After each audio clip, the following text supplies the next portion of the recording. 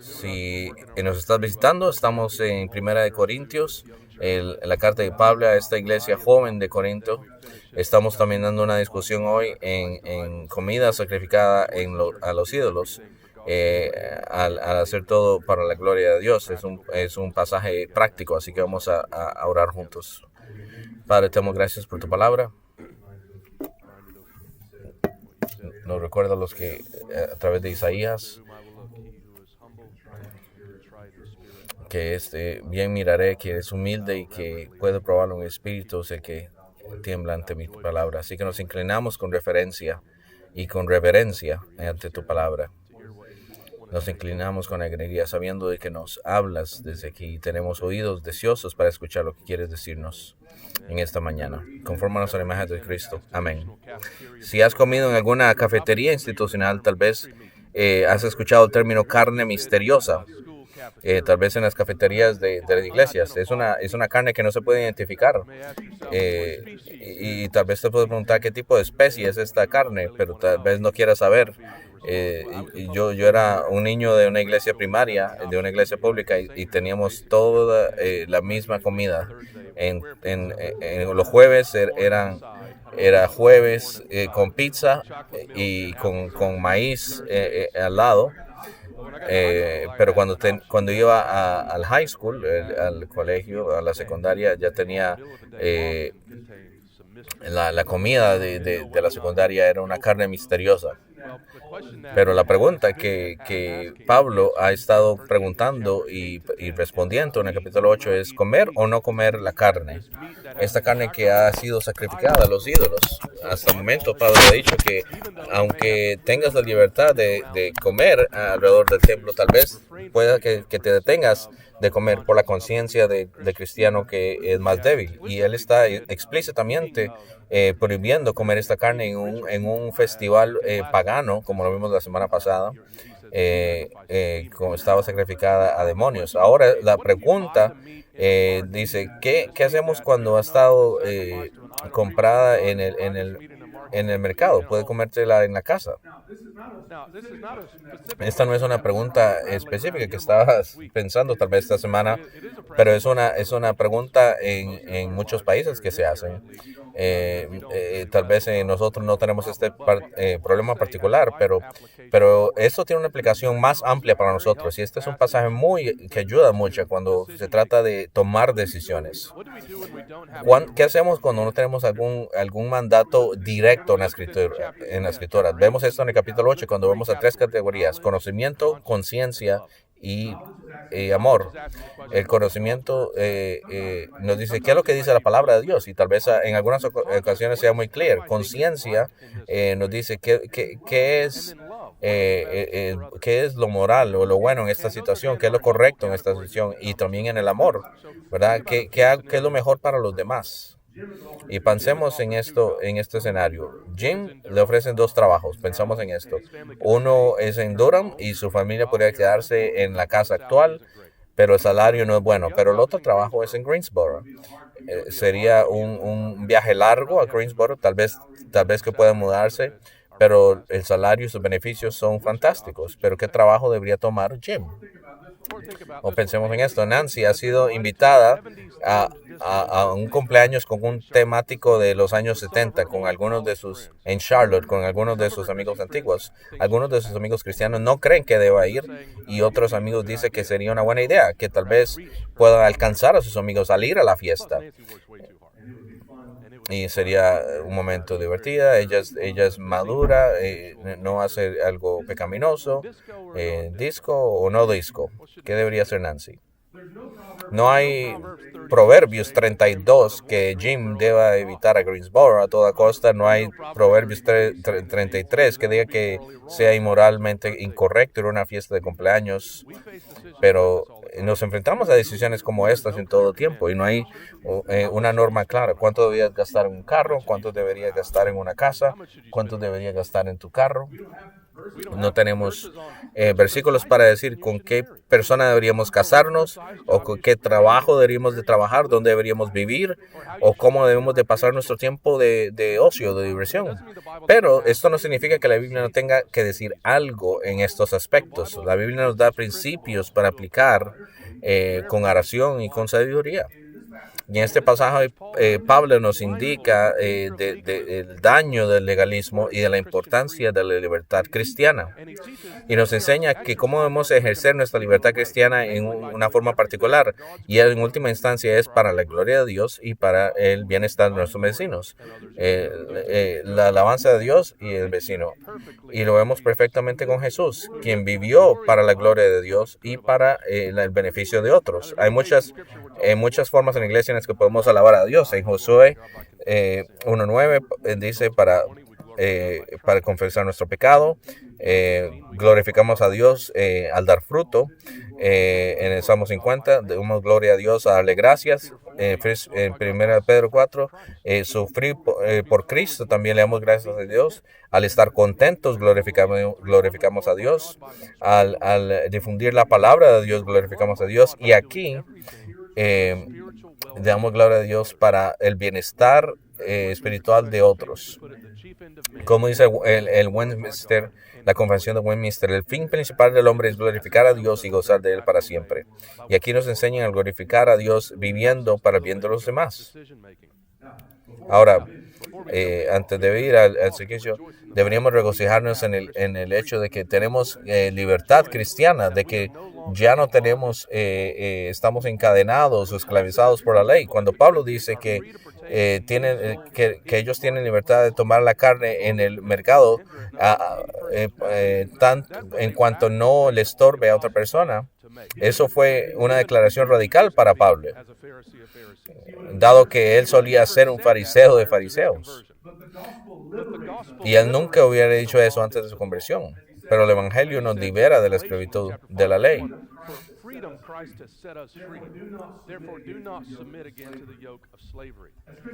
Como cristianos somos libres en Cristo. Hemos sido libres del legalismo, y esto involucra, como dice Pablo en este momento,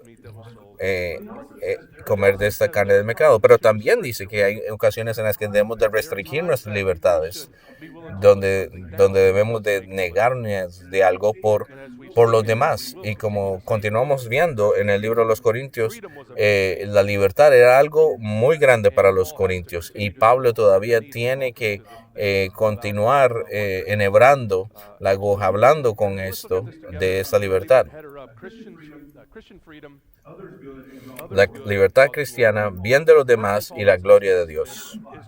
Y lo primero que quiere hacer es clarificar lo que es la libertad. En el verso 23 dice: todo es lícito, pero no todo es útil. Todo es lícito, pero no todo me edifica. Ya hemos visto esto antes, esta frase, todo es lícito, pero no todas las cosas me benefician. No todas las cosas son útiles. Así que la libertad cristiana no es hacer todo lo que quieras, sino es hacer lo que Cristo desea. Es hacer. Esto es lo que está en el corazón de la ética cristiana. No buscar nuestro propio bien, sino el bien de los demás. El bien de los demás. ¿Qué involucra esto? En este pasaje es lo que edifica a nuestro vecino, o lo que puede llevar a la salvación de alguien. Así que como seguidores de Cristo, la pregunta no es solamente qué es lo que puedo hacer, sino qué es lo más, qué es lo que puedo hacer por amor. Pablo también nos dice que no debemos hacer nada que sea egoísta, y Filipenses 2 también, que estemos velando por el interés de los demás. Así que muchas cosas, aunque no sean prohibidas, tal vez no son sabias, o no son útiles, o no son edificantes, o a veces hasta sean dañinas. Así que Pablo nos da 3 escenarios para poder navegar a través de esta libertad. 3 escenarios. Primero, la primera sería comer, la segunda sería comer y la tercera sería no comer. La primera es, eres libre de comer para lo que se vende en el mercado. Comer todo lo que se vende en el mercado de carne. Ese término se ha encontrado inscrito en los restos de una tienda de la plaza principal en Corinto.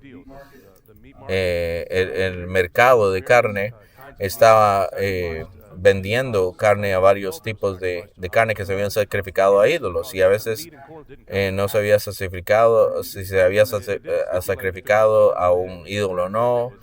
No se sabía si fue alimentada la vaca o no, si era libre la vaca o no. No se sabía nada, no se sabía el nombre de la vaca o nada.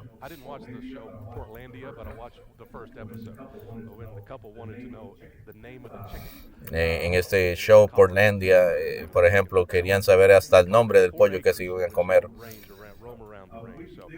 Pero ellos no tienen esta información, no está especificado, solamente es carne que se está vendiendo en el mercado.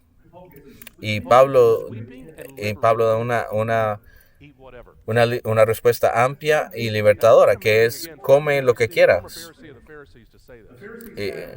Y esto es bastante sorprendente para un ex fariseo como Pablo. Los fariseos tenían reglas y reglas y más reglas para todo.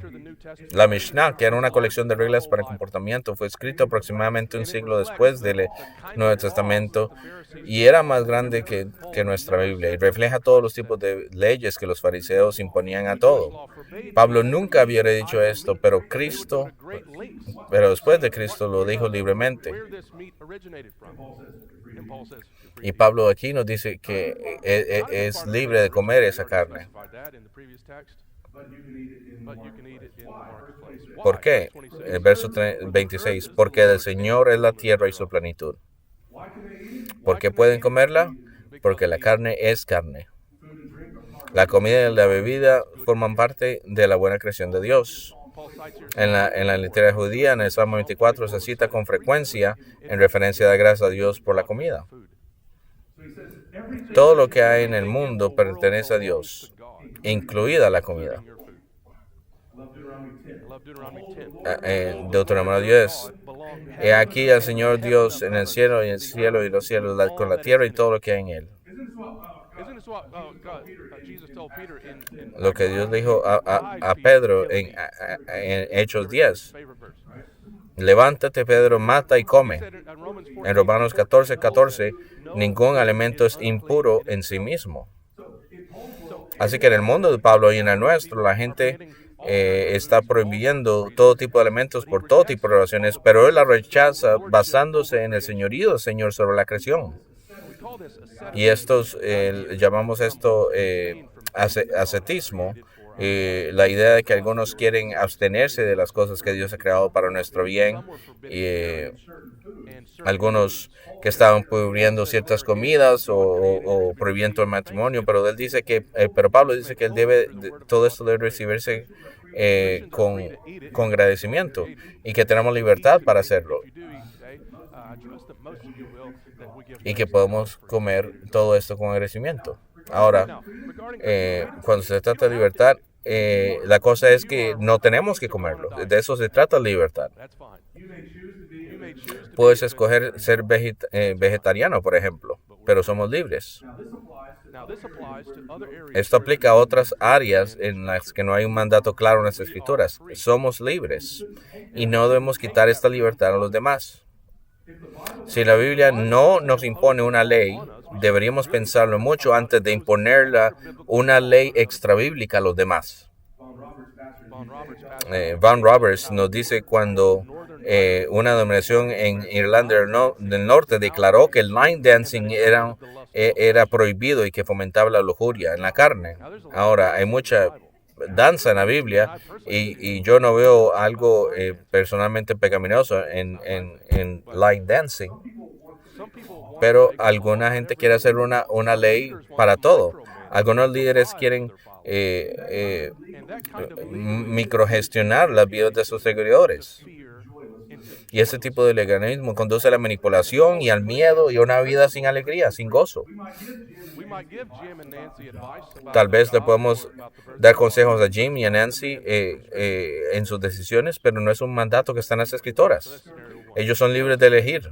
Now, en el escenario 2 es libertad para comer en la casa de alguien. Si alguno de los infieles te invita a cenar y estás dispuesto a ir, come con lo que te pongan delante sin plantear ninguna cuestión de conciencia. Era impensable para que un judío comiera con un gentil. Y era un doble que era comer comida kosher con un gentil. Y aquí Pablo le dice a los cristianos que si un no creyente te inventa a comer, vaya y coma. Disfruta tu filete y habla bien de Cristo. Puedes comer con paz y con gozo, sabiendo que esta comida es un regalo de Dios. Ahora, creo que vale la pena hacer una pausa aquí para señalar que asumir de que cristianos van a comer comida con los no cristianos. Que debemos de seguir esto, de estar en la mesa frecuentemente con aquellos que no son cristianos para poder predicarles el Evangelio. El escenario 2. En el escenario 3 dice que deben de restringir su libertad.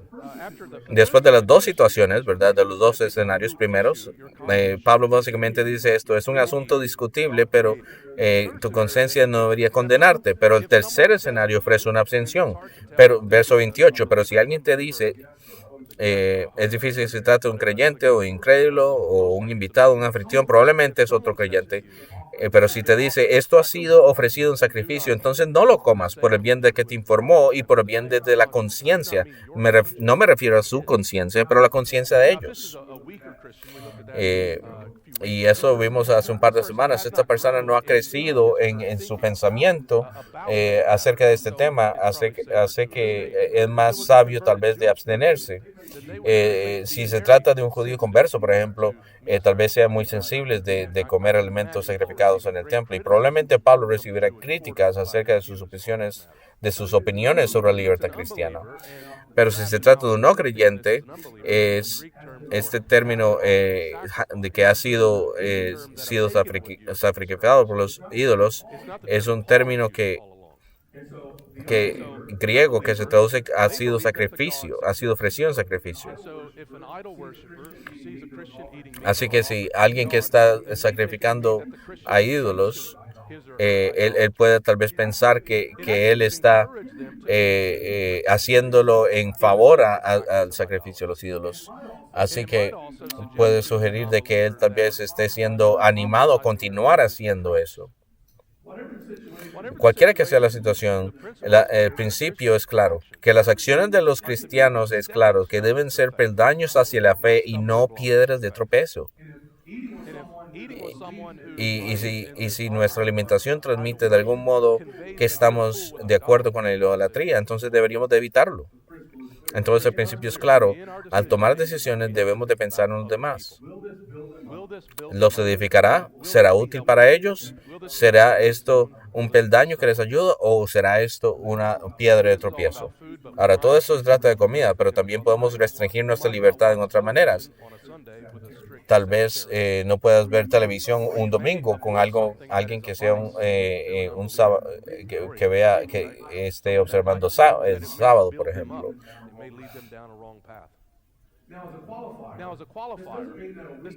Esto no significa que un cristiano con conciencia débil deba retener a otros cristianos para siempre. Y las iglesias quedarían atrapadas para siempre en viejas tradiciones si esto siempre pasa. Así que no tenemos esto para que la meta no es herir los sentimientos de alguien, pero lo que estamos evitando es evitarlos a que pequen. Alguien tal vez que te critique.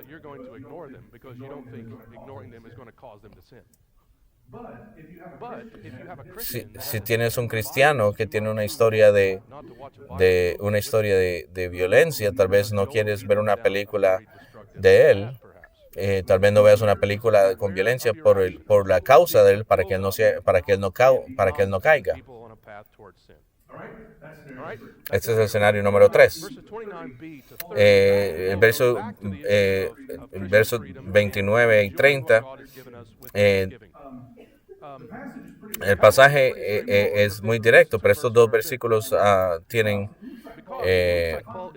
son un poco espinosos aquí porque parece que Pablo está contradiciendo lo que acaba de decir, porque ¿por qué debería de estar determinado por la conciencia de otra persona?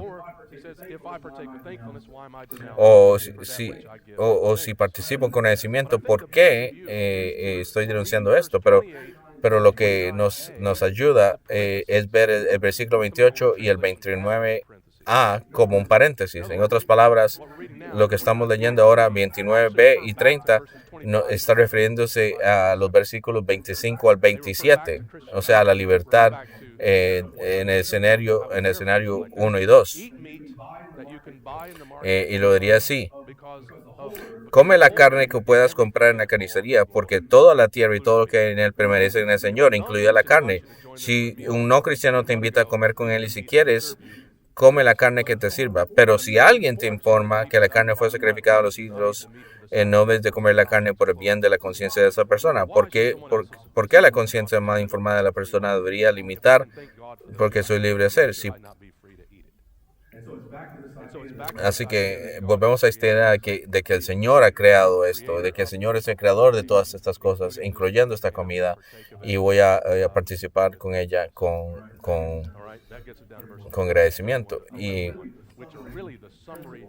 Y esto después vemos aquí en el versículo 31 y el verso 11.1, donde dice en el versículo 31, así que pues, si coméis o bebéis o todo lo que hacéis o cualquier otra cosa, hacedlo todo para la gloria de Dios.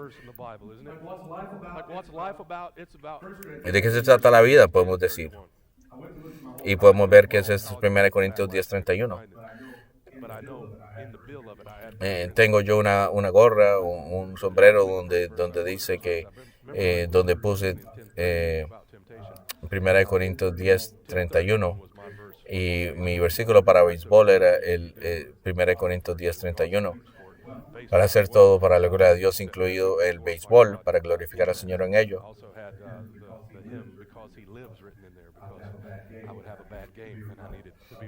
Cuando tenía un juego malo, también me acordaba del himno Because He Lives, porque Él vive también. Pero esto es, nos hace la pregunta, ¿qué glorificará a Dios? La gloria de Dios es lo más importante, es suprema. Todo lo que hagas se extiende a todo. Todo lo que haces en palabra o en acción, haz todo en el nombre del Señor, dándole gracias al Señor, el Padre, a través de Él. Nuestra pregunta primaria en nuestra vida, nuestra pregunta suprema se trata de esto: ¿qué le trae gloria a Dios? No se trata de nosotros, se trata de su gloria. ¿Qué significa vivir para su gloria? Vivir tu vida de tal manera de que el Señor es alabado, honorado y conocido. Vive tu vida y haz tus decisiones en una manera que Dios ha sido alabado y conocido.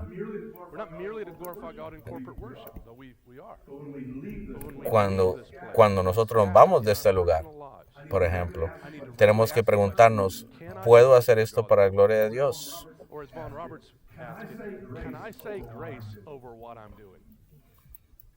O como dice Von Roberts, se pregunta, ¿puedo dar gracias sobre lo que estoy haciendo? Si no, entonces no lo debo hacer. Y si puedo decirlo, entonces puedo disfrutarlo para la gloria de Dios. Por ejemplo, cuando se trata de trabajo, este trabajo que puedo escoger me va a hacer más codicioso o más difícil para mí. O ir a esta fiesta será más difícil para mí vivir una vida santa en la gloria de Dios.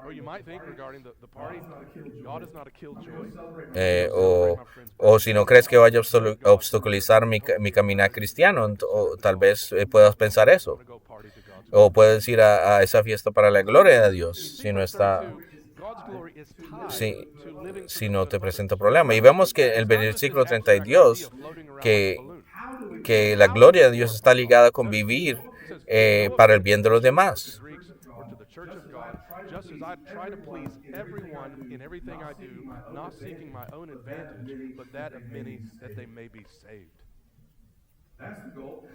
Así que esta es la meta. Eh, es decir, no crear un obstáculo para el Evangelio, pero que mi acción debe estar ligada en viendo a todos los que están afuera y adentro de la iglesia. En el versículo 32 dice, para que sean salvos, dice. Pablo está anhelando ver a los convertidos salvos. Eso es lo que le está importante. Es más importante ver a gente convertida, y eso es más importante que sus comodidades, sus libertades. Es más importante que ajustarse a sus costumbres religiosas que no están en la Biblia. Y como dice en 1 Corintios 9, muestra su corazón que por todos los medios puede salvar a algunos. El Evangelio puede ser una piedra de tropiezo, pero nuestras acciones no deberían de serlo. Andrew Wilson dice, si tienes la oportunidad de invitar a un musulmán a cenar, acude a una tienda halal. Si tienes una cultura que desaprueba el alcohol, entonces abstente. Si tienes un amigo vegano, aprende nuevas recetas para que puedas ganar alguno. Ahora, estos son ejemplos de comida, pero pensamos en el ejemplo inicial de Jim. En ese escenario de que si él debería trabajar en Durham o Greensboro, y él debería pensar en estas cosas. ¿Qué debería traer la salvación de otros en esta situación? Y esto puede ser en varias cosas. Por ejemplo, si él tiene hijos, ¿qué puede ser lo mejor para la salvación de mis hijos?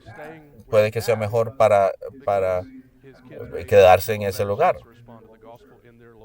quedarse en Durham, porque tal vez ellos respondan mejor al Evangelio donde están, o tal vez donde en Greensboro tal vez hay una oportunidad para un campo con una misión más,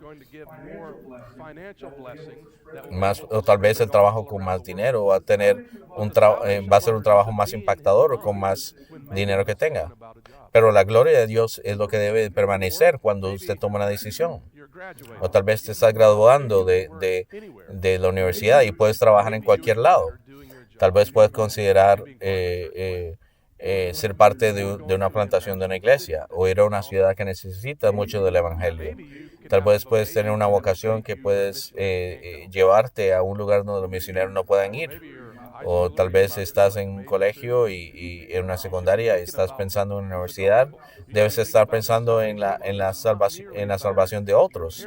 Tal vez no necesariamente en lo que tus padres están queriendo o en el prestigio que estén pensando acerca de ti. Von Roberts dice, ¿qué puedo hacer con los regalos que me han recibido, con los dones que he recibido en servicio al Evangelio? ¿Qué puedo hacer con los dones que se me han dado para para darle gloria a Dios en el servicio del Evangelio? Puede significar en ministerio vocacional, pero también puede significar muchas otras cosas. Pensemos en el ejemplo de Nancy en la fiesta, ¿verdad? Debe pensar no solamente en lo que los cristianos pueden decir de ella, pero también en los no cristianos que tal vez vayan a la fiesta. Tal vez sea una oportunidad para el Evangelio. Aquellos que tengan, por ejemplo, el summer break o la vacación de verano, muchos pueden hacer dinero, ir a trabajar. Otros también pueden pensar ir a predicar el Evangelio en otros lugares y a utilizar el verano para eso. Pero al hacer nuestras decisiones, Pablo termina con en este versículo, dice que sean imitadores de mí como yo soy de Cristo. ¿Qué significa esto? Sígueme en la medida en la que yo sigo a Jesús. Si no estoy siguiendo a Jesús, no sigas a Jesús. Cristo es el máximo ejemplo de renunciar a sus propios derechos por el bien de otros. El ejemplo máximo que está buscando el bienestar del otro. Como dice en Romanos, también cada uno de nosotros agrade a su prójimo para su bien a fin de edificarlo. Sean imitadores de mí como yo soy de Cristo. El Hijo del Hombre vino a buscar y a salvar a los perdidos. El Hijo del Hombre vino a dar su vida por rescate de muchos. Jesús renunció a su libertad dejándose arrestar por las autoridades. Lo hizo para salvar a personas como nosotros. Yo tengo la autoridad para volver a tomarla, dice Jesús, pero Él dio sus vidas a nosotros. Sus burladores decían, salva a otros, pero no puede salvarse a sí mismo. Si eres el Hijo de Dios, bájate de la cruz. Pero somos cristianos no porque Él se bajó, sino porque Él quedó arriba. Él quedó ahí, Él quedó en la cruz. Él entregó a su vida para nuestra salvación. Él dio su vida por nuestra salvación, por nuestra libertad, por nuestra libertad. Y Pablo dice, este es el que estoy siguiendo. Estoy rindiendo mis libertades, mis derechos para que otros puedan salvarse. Esto no es solo un modelo para misioneros, no es solo un modelo para los que son los cristianos a tiempo completo o ministerio a tiempo completo, pero esto es para todos los cristianos. Así que pensemos en esto. ¿Cómo afectará mis decisiones a los demás, creyentes y no creyentes? ¿Y qué me permitirá glorificar a Dios mejor en todo? Dejemos que esto nos impulse. Lo que hay en la carne misteriosa puede ser un misterio, pero lo que debe